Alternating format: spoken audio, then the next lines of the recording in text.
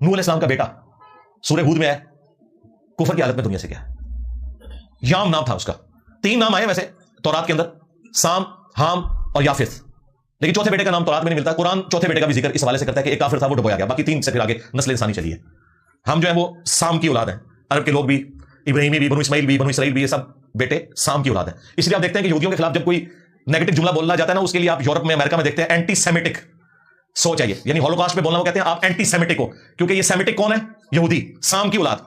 हालांकि यहूदी सिर्फ सेमिटिक नहीं है, नबी इस्लाम भी सेमिटिक है, बनु इस्माइल भी सेमिटिक है, क्योंकि हजरत इब्राहिम अलैहिस्सलाम जो थे वो साम की औलाद से, और इब्राहिम अलैहिस्सलाम के 2 बेटों से आगे मामला चले, हजरत इस्माइल जिनसे हमारे महबूब अलैहिस्सलाम है, बनु इस्माइल, और हजरत इसहाक जिनका लकब था इसराइल, बनु इसराइल, उनसे चले।